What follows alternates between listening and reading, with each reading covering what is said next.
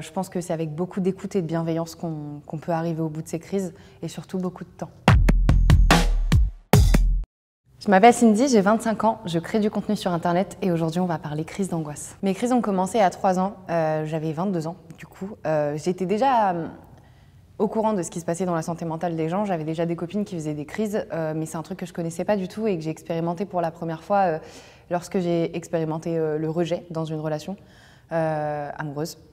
C'est là que j'ai fait mes premières crises d'angoisse et que j'ai d'ailleurs eu beaucoup de mal au début à comprendre que c'était des crises d'angoisse. À ce moment-là dans ma vie, il n'y avait que cette raison-là qui m'apportait ces crises d'angoisse, ça venait que de ça. Donc du coup, j'ai pu mettre en place directement les changements pour sortir de cette relation-là.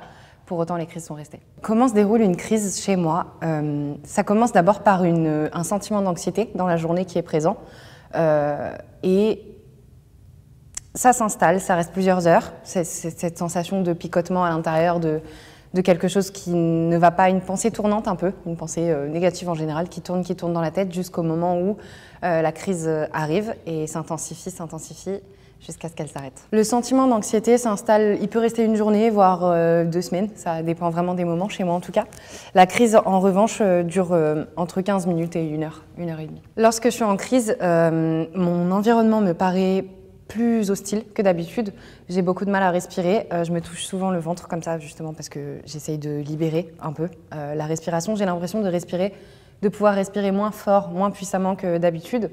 Et puis, j'ai chaud, j'ai des bouffées de chaleur. Je tiens pas en place, en général. Je marche dans tous les sens ou je tapote des trucs. Enfin, je suis très stressée. C'est un moment de stress très intense. Je peux arriver à certains stades où j'hyperventile. Je suis vraiment plus en mesure de respirer correctement, de raisonner correctement non plus. Et en général, c'est les pleurs qui prennent toute la place ou la colère. C'est des moments où j'ai beaucoup de mal à m'exprimer, où il n'y a rien de clair et j'ai toujours la chance aujourd'hui d'être entourée d'amis quand ça arrive et du coup j'éclate en sanglots dans leurs bras. Par le passé, je cassais beaucoup de téléphones, je cassais beaucoup de meubles aussi, je cassais beaucoup de trucs. J'avais besoin d'évacuer en fait parce que c'est très profond une crise, quand elles sont profondes, c'est très délicat à vivre et beaucoup de solitude.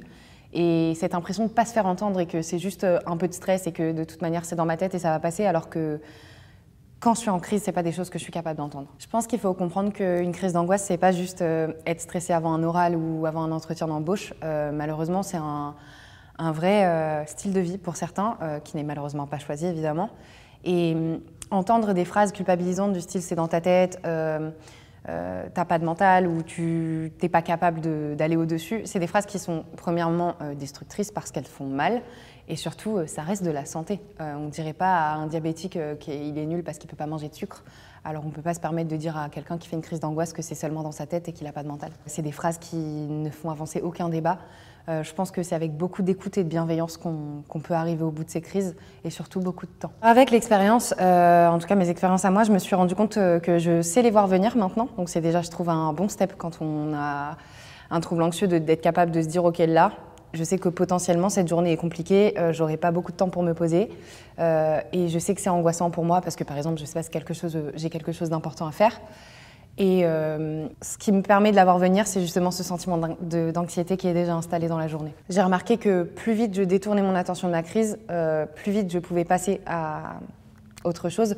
Mais il y a quand même cette étape qui est très importante de comprendre pourquoi il y a crise et de mettre en place des changements sur le long terme parce que sinon, tu feras plus de crise jusqu'à la prochaine. Et c'est pas le but, je pense, à un moment donné. Ce qui m'a aidée, c'est justement d'en parler aux personnes de confiance dans mon entourage pour pouvoir ne plus affronter ça seule. C'est pas parce que ça se passe dans ma tête que ça ne se voit pas à l'extérieur. Et j'ai déjà eu honte sur des moments où j'ai eu très peur physiquement. La peur physique, ça se voit. On cherche à respirer, on cherche son souffle et on panique un petit peu. Déculpabiliser et surtout enlever la honte de ça, c'est pas grave. Enfin, s'il n'y a pas à avoir de honte, c'est comme ça. Il y a d'autres solutions que je mets en place, mais plus dans ma vie de tous les jours. Je refuse jamais un câlin à mes chats, par exemple, parce que je me dis toujours que c'est une petite invitation à faire un peu le point sur comment je me sens. Ensuite, j'ai un parfum aussi que j'utilise seulement quand je suis à la maison ou quand je suis dans des moments où je suis censée me détendre. C'est un parfum qui m'apaise énormément. Et aussi dans mon appartement, je fais très attention à mes lumières. J'achète pas mal de lumières colorées et de raies de lumière pour décorer et adoucir mon intérieur. Je pense aussi que chez certaines personnes, et je fais partie de ces gens-là, il faut un suivi un petit peu médical aussi, avec une équipe de psychiatres ou de psychologues ou de psychanalystes, enfin de psy, qui permettra de déconstruire encore plus tout ce processus et de faire la paix avec des choses qu'on n'a pas spécialement réglées aussi, je pense. Également, l'art est un très très bon moyen de vider, je pense, l'angoisse. En créant de nouvelles choses avec son imaginaire, on ne lui laisse pas la place d'angoisser et d'imaginer des scénarios nuls et terribles.